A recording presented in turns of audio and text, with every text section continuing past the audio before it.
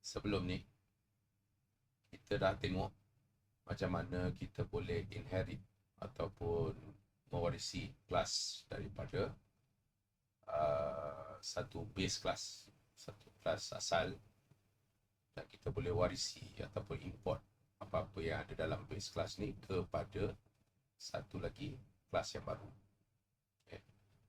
Saya dah tunjuk beberapa jenis inheritance, satu multi level daripada datuk ke ayah ke anak, ataupun multiple inheritance, ada dua kelas berbeza, kahwinkan dapat satu kelas baru.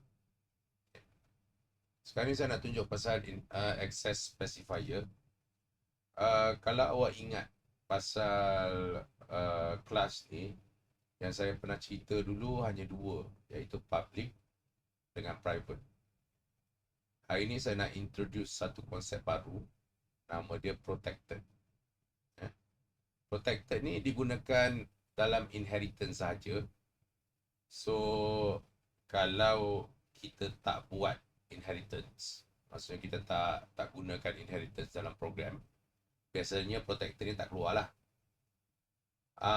Dia pakai apabila kita nak macam mana, nak mewarisi macam mana, kita nak, sekali saya ulang balik. Kalau dalam kelas kita guna public, contohnya macam kat sini, kita guna public. Okay. Maksudnya apa-apa variable ataupun function yang kita declare bawah public boleh diakses oleh function luar, main.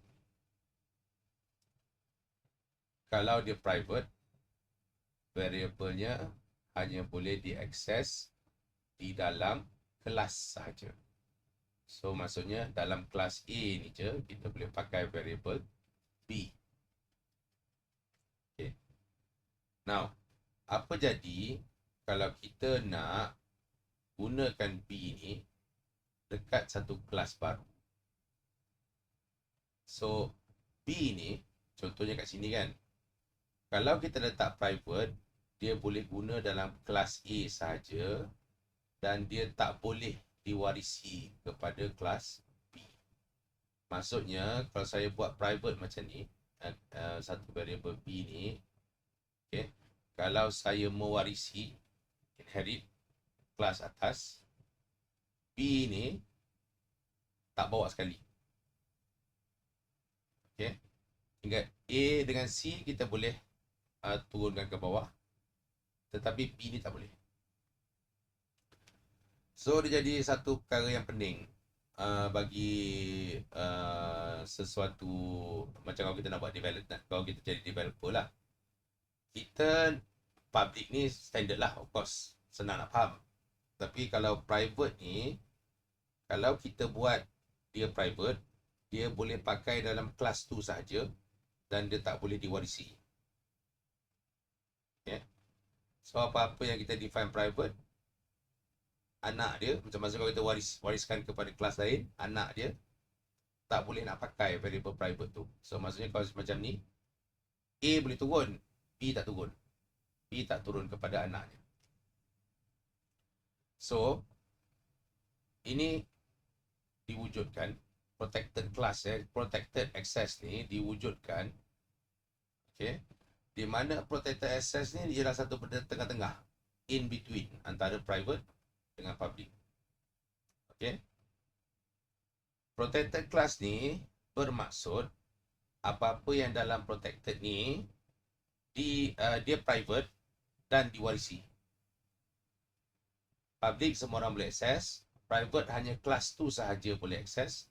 Protected ni dia private tapi boleh diwarisi oleh kelas lain. Okay. So saya nak bagi satu contoh ni, nak tunjukkan konsep dia. Saya buat satu kelas, simple kelas, nama dia A. Saya buat 3 variable. Satu public, satu private, satu protected.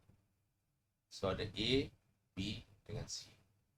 A, semua orang boleh akses. Semua, maksudnya function luar boleh akses. Okay. B, private. Dalam kelas ni saja boleh akses. C, private. Tapi boleh diwarisi oleh kelas yang lain. Now, saya buat satu kelas baru B pula yang mewarisi A. Okay. Yang mewarisi A. Kalau saya buat dia mewarisi A, okay, variable yang turun ke bawah hanya A dengan C saja. B ni sangkut sebab dia dalam private punya mode. Okay. Kita tengok apa jadi kalau kita set benda ni private dekat kelas, base kelas dia. Lepas tu kita try nak tukar benda ni kat dalam kelas B yang mewarisi. Yang ni saya buat beberapa setter dan getter. Kalau ingat yang saya cerita tadi pasal polymorphism. Pasal apa tadi?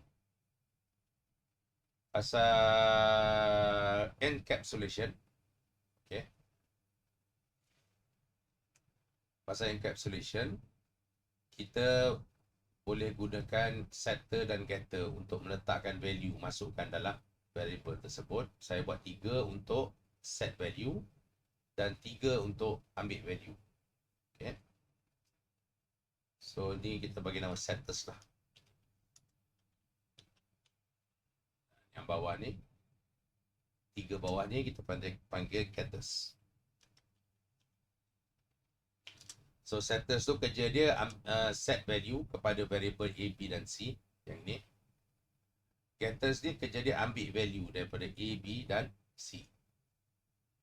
Okay.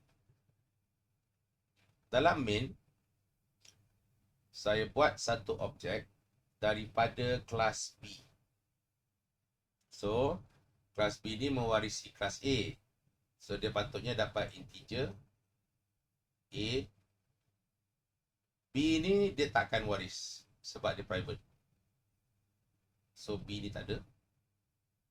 C ni dia akan waris sebab dia pakai protected. Dia akan diwarisi. So, A dengan C je tinggal kat sini. Sekarang ni masalahnya, walaupun saya define B ni private, saya nak try tukar value dia. Tengok kat sini, saya buat B kelas tu, my object. My object set A, okey, tak ada masalah. My object set B ni akan sangkut.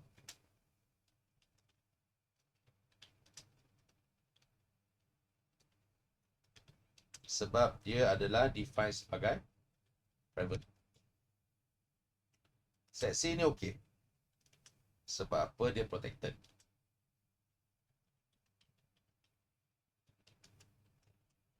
Okay. Dan apabila saya cuba dapatkan value A, B dan C, sama juga konsep, B ni akan sangkut sebab B ni private. Apa je beza private dengan protected ni? Kalau private, katakan kelas ni kan, saya set B ni private. Kalau dia waris, kalau ada kelas lain yang waris dia, private ni takkan diwarisi. Kelas private ni, A ni punya je. B tak boleh kacau. Kelas lain tak boleh kacau. Dia takkan diwarisi. Tapi kalau saya letak dia protected, dia akan diwarisi. Dia private juga, tapi boleh diwarisi. So, 3 mode lah. Yang ni private, tapi boleh diwarisi. Nombor 2 ni private, tapi tak boleh diwarisi. Nombor 3 ni memang confirm waris lah, diwarisi lah, biasa. Okay. So, kalau saya run program ni, dia akan sangkut dekat private ni. Okay. Sebab apa? Saya tengah nak tukar satu value yang tidak diwarisi. So, saya tekan, dia keluar error ni. Integer A, B is private within this context. Ni pun sama. Mana-mana yang cuba ambil nilai ataupun set nilai untuk B, sangkut. Okay. Tapi untuk A dengan C tak keluar error pula. Sebab A dan C public dengan protected. Nak solve problem ni simple je. Ambil B ni. Sebab kita nak tukar nilai B dan nilai B ni dekat kelas bawah ni kan. So, kita letak B ni dekat protected. So, B sekarang, walaupun dia private, dia dah boleh diwarisi oleh kelas lain kat bawah dia. So, dalam B ni, kelas B ni, dia akan muncul. Dan dia boleh di-modify macam variable biasa.